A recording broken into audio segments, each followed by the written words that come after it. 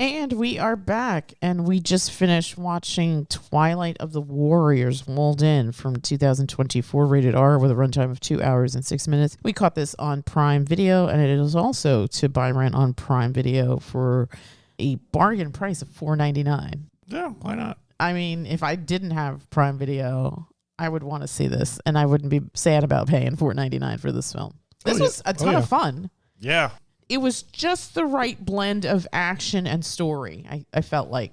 I think when I originally... So we came through this through a Random deep dive trailer. scroll Yeah. of streamers and trying to find something. And the trailer that you pulled up is delicious. And I felt like...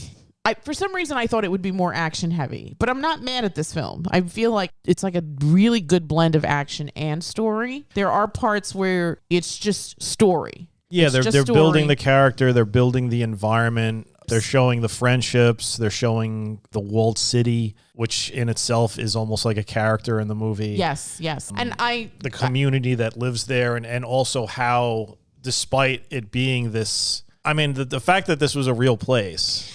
I was just going to say. Is interesting. And I mean, I don't know if the people were as kind in the real place as they were in this place, but if you were to be trapped in some sort of weird dystopian walled city, this is where you'd want to be. People are just like, you come crashing through a ceiling and land on some awnings, and you're just laying there with a broken arm, and suddenly like somebody gives you food a and stick drink. with a bag of food on the end comes through and says, "Hey, It's still warm." Yeah. Yeah. And then another little girl sticks her arm out. Have some soda. Yeah.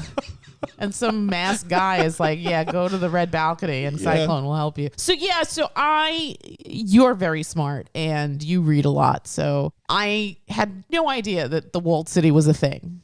Yeah, it's no clue. It definitely I want more Walled City stories actually after this film. I mean, seriously, that place it sparks the imagination when you think about it, especially when you see what it looked like. And I've seen footage of the actual place when it existed, and the movie is pretty spot on as far as what it looked like, as far as the little narrow alleys and how everything is covered. And they just kept building on top of it because it was a strange place in that when the British basically owned Hong Kong, there was a specific region that was basically like a couple of blocks long, and the Chinese didn't control it, and the British didn't really want it. So it became kind of this ungoverned area, and refugees would just end up there. Yeah, because people were trying to get out of China or go to some other place, and they were looking at Hong Kong as the sort of like gateway. And sometimes it just wouldn't happen. They would just basically be stuck there, bureaucratic red tape, whatever.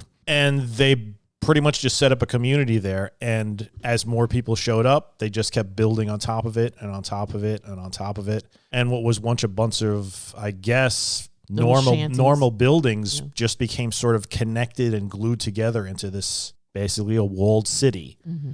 And they, for the most part, from what I understand, they govern themselves. People set up businesses there. And then when China took over Hong Kong, they were just like, all right, get rid of it. Right. And it was just dismantled. But yeah, for a while there was just strange, mysterious, for lack of a better term, slum, but a slum unlike anything else. Right. Yeah. Well, it was interesting the way it's portrayed in the film, too. It's like, kind of like you said, it's like its own community that sustains itself, that doesn't really rely on the outside world. Mm-hmm. I mean, the only connection it has to the outside world is the up top where you see planes just fly. It looks like they're going to fly right into it because they're that close. Yeah, it was... So this is based on a manga. We read that, and this is the story of how this. But we didn't read. We read. We read that on IMDb. Yes, we didn't read the manga. Sorry, but this is the story of how this young man kind of comes back full circle. His origin story is related to the characters in at least one of the characters in the Walled City, and how I think it was AV, the guy with the mask, who said he's him and he has nothing to do with sort of like the sins of his father. I'm paraphrasing, but that was the gist of it. And I think that also from his perspective, just the idea of community and family isn't always blood family. It is sometimes the people that you pick up along the way that you journey with. And I think that he found that in the Walled City. And that's why, even though his life was in peril, he didn't want to leave. Right, definitely. I mean, in the beginning, he just wants to make money and to get out. And then over time, he realizes there's this community there that cares about him. Right. And I think the moment is when they're playing Mahjong together and they kind of all, I guess, team up against him, his three friends. Yes. And he just slams his foot on the table, but then he just takes his wad of cash out and this is what he's been saving since he's been there. Right. And he's just like, take what you want. Right. And then he's like, wait, not that much. Yeah.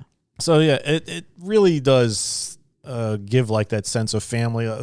This happens in obviously the non-fighting scenes, which is what I know you said you were worried about, but it all comes together. It all tells a great story as far as like building the character up. Yeah, I agree. I felt like, again, like I said before, I think originally I was a little worried because from the trailer, I felt like it would be more action heavy. And let's talk about Cyclone's entrance. Maybe one of the top 10 character introductions of all time. That's the thing. I'm guessing maybe like the reason why, because the title is a bit confusing. Twilight of the Warriors. I'm guessing I'm guessing the Warriors are people like Cyclone and Mr. Big and Chow, because they are practically superhuman in their skill. Yeah, and they came from the war back in the 80s. Yeah. So, or no, this was the 80s, right? Because of the stupid hair. Yeah.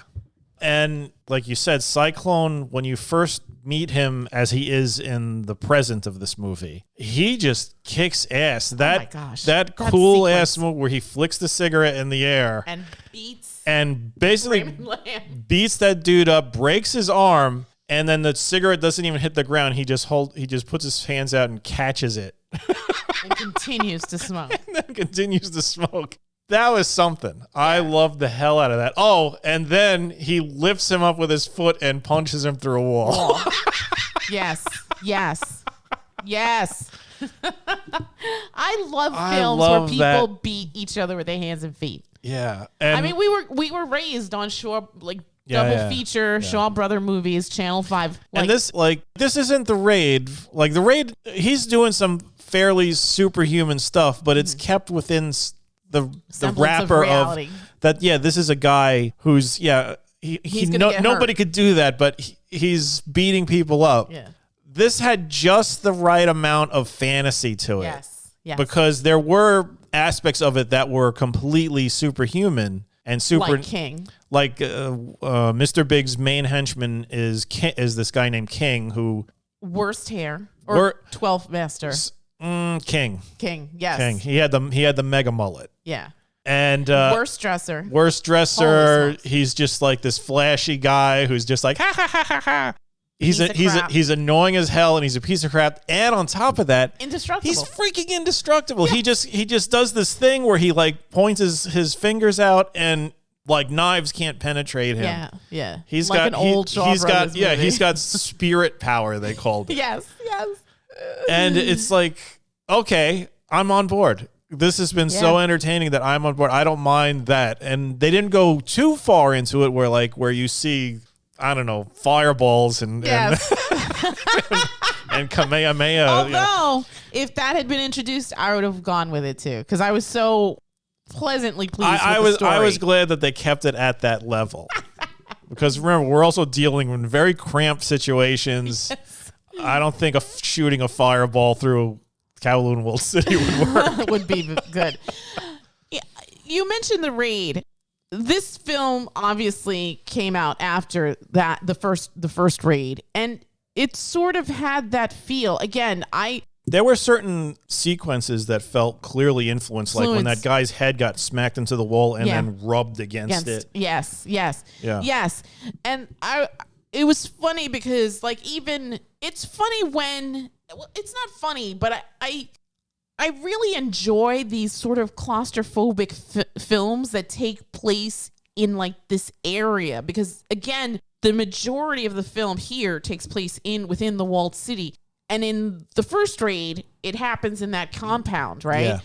And like even like a film like Carl Urban's Judge Dredd, where it happens in that complex too.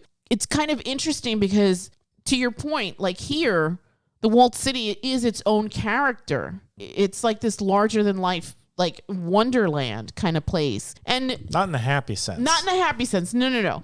But yes and no, because bad things happen here, like the little girl's mother getting murdered. But good things also happen here, like the Raymond Lamb characters. What is his name? Chan. What was his name? Chan Luk Kwan. Right. Mm-hmm. Like he finds family and purpose and these other things, salvation in a way. So where was I going with this? I forgot. Wow.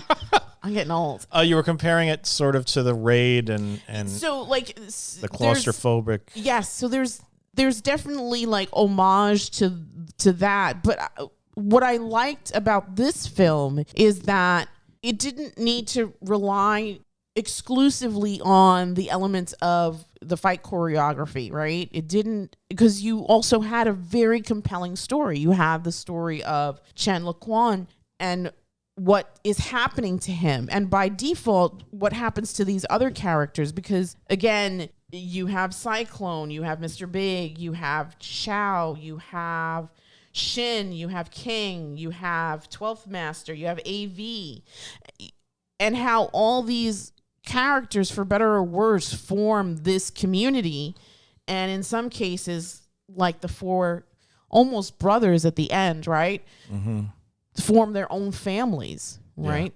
Yeah. So from that standpoint, like I really enjoyed the film. I didn't think I would, because at one point I was sitting there watching it and I was like, oh, this isn't what I thought it would be.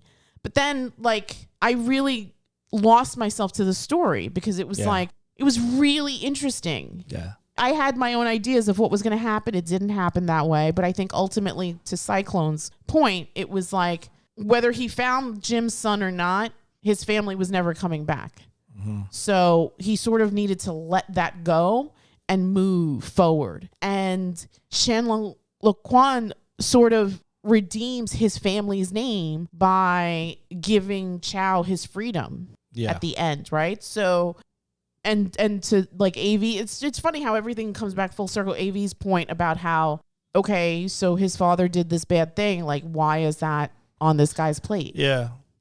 I too found the story very, very interesting, and I mean, you always know in things like this, the mysterious stranger is going to somehow be tied to the people that he runs in, and there's going to be some kind of conflict. So yeah, you could expect that here as well. But it fit. Everything fit nicely, and it sort of was like there was a lot of old versus new here. Yes. You have the old masters like Cyclone and Big Boss and Tiger and Mr. Shin. Big and Shin. Chow. Yeah. And then you have like the up and comers. You have King and Shin, Lei Quan and Shin and all them.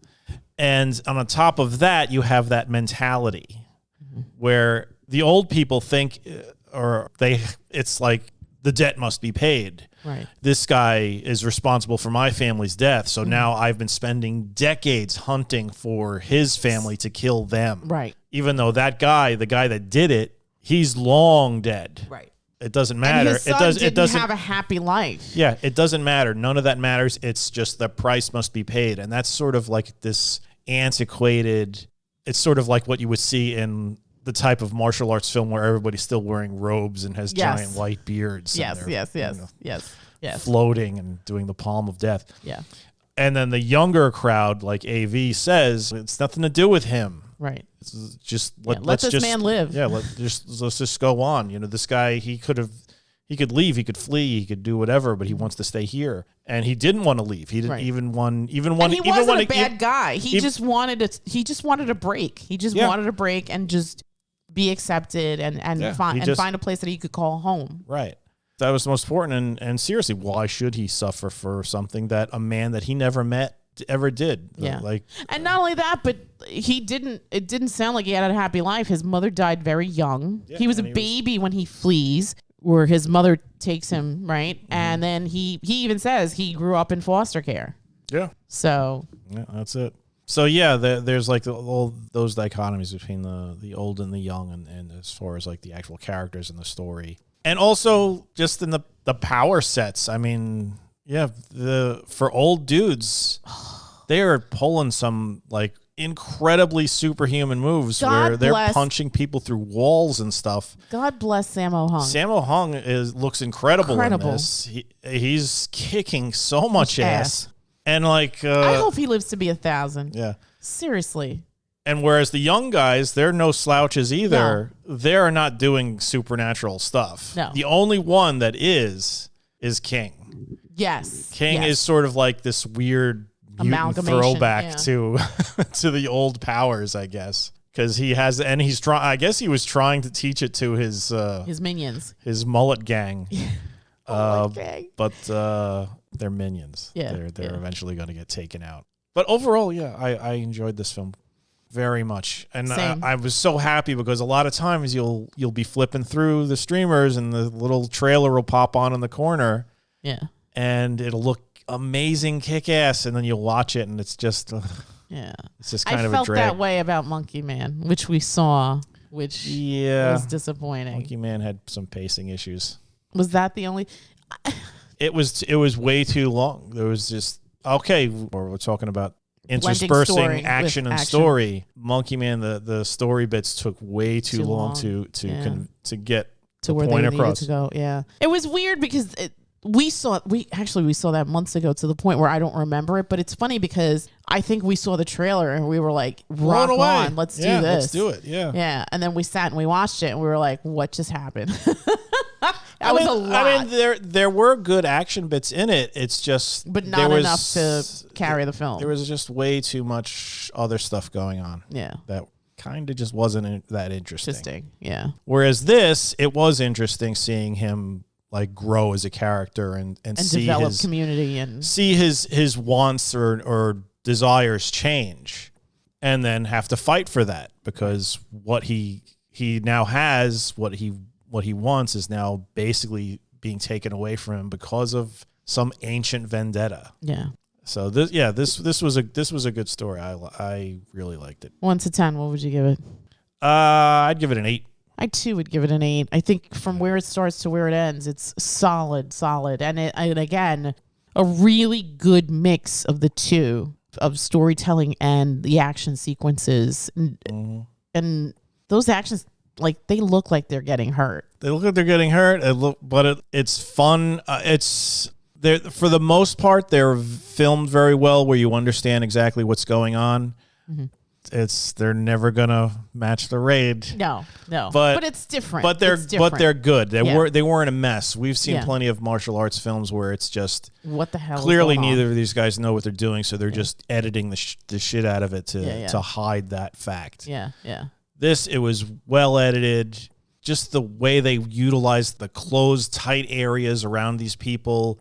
And kudos to the production team building out all of that stuff. Crazy set. Yeah. That was amazing. I mean, I thought that was CG for a minute. And then you read on IMDb that they actually created a second Walled City, which they promptly destroyed. I guess they didn't want people getting any ideas. When I see stuff and then they promptly destroyed it, I'm wondering if maybe that's just kind of like movie folklore where it's just like, oh yeah, we really did that. And in actuality, it was just like a couple of sound stages. Who knows? If it makes a good story, why let the truth screw it up? Yeah. But whatever they did a great job. It works. I mean, there's like one scene where some guy basically sort of gets like counter levered and he's flies up and he just goes through concrete. And we were like, oof. That looks so awesome. Yeah. I love stuff like that. And when people land real awkwardly on a floor. Oh my God. So many times, I'm sure you heard me. I was like, oof. Yeah. Oof. Like I'm getting pile drived into the concrete. And it was like so weird because I think at one point I yelled out like, oh my God, is he going to be okay? Is he going to be okay? That looks like it was like a paralyzing move. Yeah. And that's great. I mean, again, it's a 2-hour film, but it's still short enough where you're thoroughly entertained. You're swept up in the story, and you're committed to these characters and their journey. Like you care what's going to happen to these guys. Yeah. Interesting, colorful characters, good story work, great action. Yeah, and it's from awesome this year, sets. so it's not like. And I've never seen adverts for this film. No, seriously, this was a complete accident finding this movie. I don't even know a happy accident. A very happy accident, because I don't even know what we were looking for. I think I was just I didn't even think. Yeah, it wasn't in the main carousel of like, ooh, look what we got. No, I think it was like one of those things where we like did the rabbit hole. Like we pressed one thing. You found a movie, and then it was like this person was also in this. Right, or people that watch this also watch this. Something like that. Yeah. Yeah. And then I think the first time I watched the trailer, I wasn't even like that focused. It was like up in the left upper right hand corner with everything on the screen. And I was like, what is going on in that little box over there? And then I just played the whole trailer, and I was like, okay. Yes. Got to see this. Yeah. Thank you for putting it in our watch list. Yeah. And there's that also sprouted a little rabbit hole, and there's a lot of interesting stuff in there too. It looks like a lot of people are getting their ass kicked. Yeah. So these actors have been involved in many interesting projects. So all right, so we're going to wrap it up there. Absolutely. If you have Prime Video, run, do not walk, and go check out Twilight of the Warriors, walled in, based off a manga. I guess if you really want to get the full experience, read that first, but I don't think you need to. I think this is a self-contained piece of storytelling that will get you where you need to go, and you won't regret it. And that's it from us, and we will bid you all a good night. Good night.